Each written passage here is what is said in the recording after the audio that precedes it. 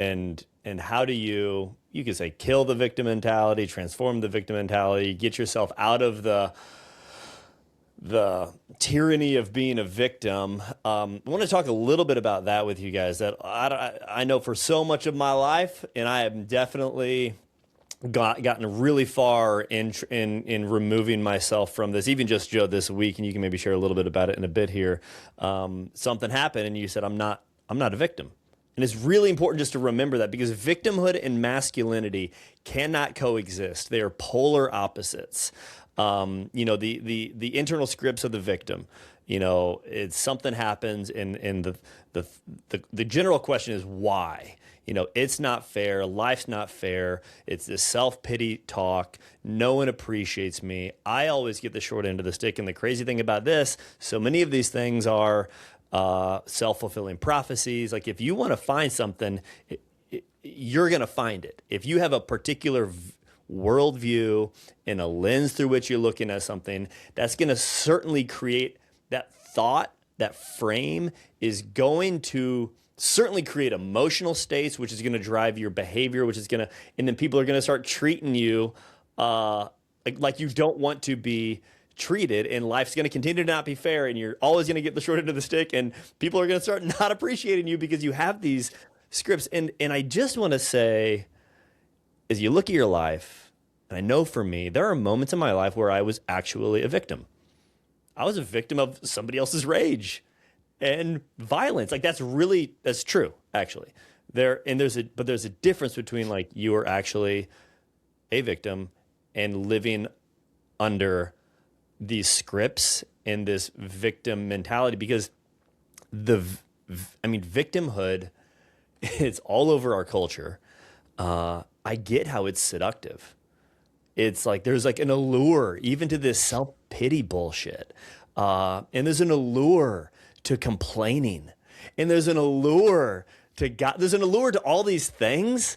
Mm-hmm. But ultimately, we've all experienced it. They're completely disempowering. We like castrate ourselves. We surrender our power, our authority, and we put ourselves, and certainly even just, we've talked about complaining, shrinks your hippocampus, gives you a narrow vision, and doesn't broaden the context and open you up to possibilities. It just helps. The negative appraisal will shut down your appraisal cortex, and you're going to continue to live in this victim, narrow, myopic kind of worldview. But with what we would say masculine ownership and the integrated man that we want to become, that we're going through in this course here, this series, is, the masculine ownership asks the question, like, what's my move?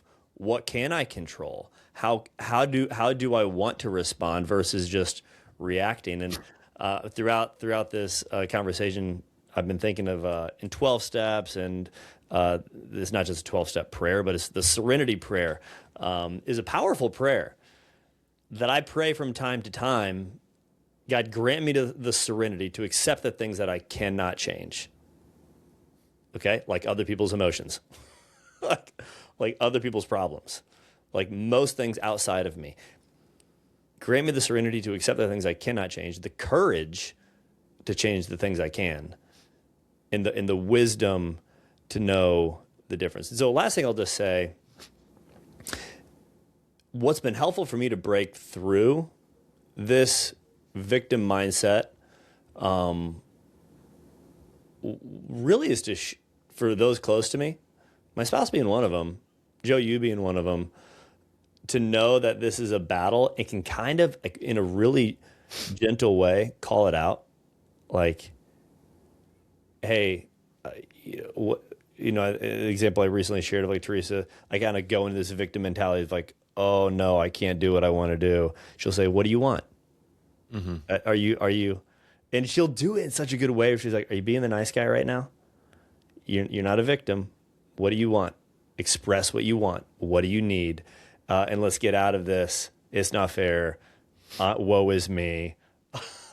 Is that so? The victim mentality is something that I think a lot of guys struggle with, and it's super seductive, but it'll ultimately rob you of your potency and your power, and it'll just keep you there. Yeah. Yeah.